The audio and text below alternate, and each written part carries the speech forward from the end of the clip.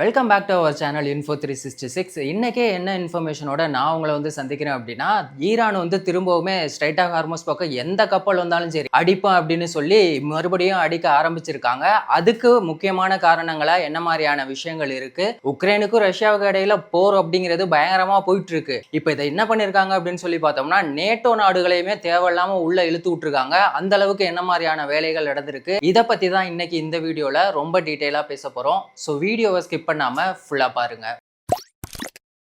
America, Israel, Iran இவங்களுக்குள்ள இந்த வார் அப்படிங்கிறது நடக்கிறதுக்கான காரணமா இருந்தது இந்த ஸ்ட்ரைட்டா ஹார்மோஸ் அந்த இடம் மட்டும்தான். இப்போ என்ன இருக்கு அப்படின்னு சொல்லி பார்த்தோம்னா, இந்த ஸ்ட்ரைட்டா ஹார்மோஸா இருக்கட்டும், இல்ல ஓமனோட கடல் பகுதியா இருக்கட்டும், அங்க ஒரு பெரிய ஆயில் டேங்கர் கப்பலை ஈரான் அட்டாக் பண்ணியிருக்காங்க. இந்த கப்பலை ஏவுகணை மூலமா அட்டாக் பண்ணாங்களா இல்ல ட்ரோன் மூலமா அட்டாக் பண்ணாங்களா அப்படிங்கிறது தெரியல. ஆனா அவங்க அட்டாக் பண்ணது அப்படிங்கிறது அபிஷியலா கன்ஃபர்மேஷன் ஆயிருக்கு. அது மட்டும் இல்லாம அந்த கப்பலோட என்ஜின் ரூம் ரொம்பவே டேமேஜ் ஆயிருக்கு. அந்த கப்பலும் பாத்தீங்கன்னா ரொம்பவே டேமேஜான ஒரு சிச்சுவேஷன்ல தான் இருக்கு. ஆனா நல்ல வேளை அங்க இருக்க மாலுமிகளா இருக்கட்டும் இல்ல மத்த தொழிலாளர்களா இருக்கட்டும் யாருக்குமே எந்த ஒரு ஆபத்துமே இல்ல அப்படிங்கறதையுமே கன்ஃபர்மேஷன் பண்ணிருக்காங்க. சரி, எதுக்காக ஈரான் இப்படி ஒரு தாக்குதல் நடத்தினாங்க அப்படின்னு சொல்லி பார்த்தோம்னா, எல்லாத்துக்கும் காரணம் அமெரிக்க அதிபர் ட்ரம்ப் அவர்கள் தான். ஏன்னா அவர் ஈரானை எப்படியாவது அடிச்சு காலி பண்ணிடணும் அப்படின்னு சொல்லிட்டு இந்த எக்கனாமிக் டி-டே அப்படிங்கிற ஒரு விஷயத்த கொண்டு வந்தார்ல. அதாவது ஈரானோட யாருமே பிசினஸ் பண்ணக்கூடாது, அதுக்காக தான் என்ன பண்ணிருக்காங்கன்னா ஈரான்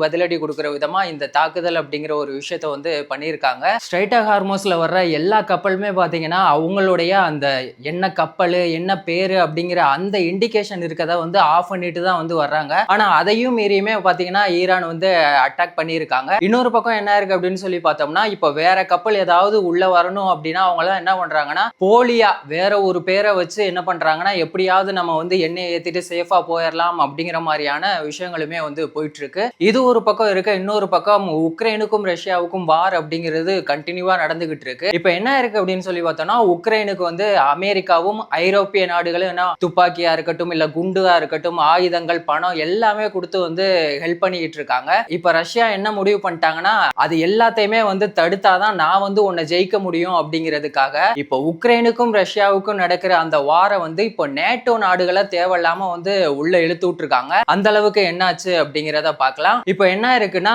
உக்ரைனை எல்லா நாடுகளுக்குமே அணு ஆயுதங்கள் எல்லாமே சப்ளை பண்ணிட்டு இருக்காங்கல்ல. சோ இதை எப்படியாவது தடுத்து நிறுத்தணும் அப்படிங்கிறதுக்காக இந்த ஐரோப்பிய நாடுகளுடைய ஆயுத தொழிற்சாலையை ரஷ்யா தாக்கி இருக்காங்க. இதுக்காக அவங்க டைரக்டா ராணுவம் மூலமா தாக்குதல் நடத்தினாங்களா அப்படின்னா கிடையவே கிடையாது. அவங்க என்ன பண்ணிருக்காங்கன்னா, இந்த டெலிகிராம்ல ஒரு ஆளை சூஸ் பண்ணிட்டு அவங்களுக்கு இந்த கிரிப்டோ கரன்சி மூலமா பணம் செட்டில் பண்றது அந்த மாதிரியான வேலைகள் தான் பார்த்திருக்காங்க. இதுல எதுலையுமே ரஷ்யா நாட்டுக்காரங்க உள்ள வரக்கூடாது அப்படிங்கறதுல அவங்க ரொம்பவே தெளிவா இருந்திருக்காங்க. இந்த வேலையெல்லாம் பாக்குறது யாரு அப்படின்னு சொல்லி பார்த்தாங்கன்னா, அந்த நாட்டிலேயே சில ரவுடி கும்பல் குற்றவாளிகள்லாம் இருப்பாங்கல்ல, அவங்கள யூஸ் பண்ணி தான் இந்த மாதிரியான விஷயங்களை அவங்க பார்த்திருக்காங்க. அது மட்டும் இல்லாம எஸ்டோனியா அப்படின்னு சொல்லக்கூடிய ஒரு நாட்டுல அதுவும் மெல்ட்ரோன் ரோபோட்டிக் கருவிகள்லாம் தயாரிக்கிறது, அங்கேயுமே பாத்தீங்கன்னா ஒரு தீ விபத்து அப்படிங்கிறது ஏற்பட்டிருக்கு. பல்கேரியால பீரங்கி குண்டுகள்லாம் அங்க தயாரிக்கிறாங்க, அதுலயுமே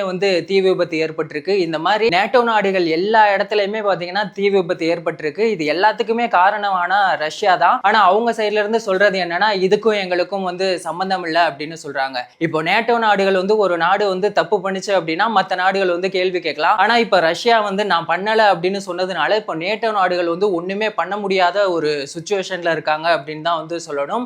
ரஷ்யாவுக்கும் உக்ரைனுக்கும் நடந்த வார இப்போ நேட்டோ நாடுகளையும் உள்ள இழுத்து விட்டதை பத்தி நீங்க என்ன நினைக்கிறீங்க?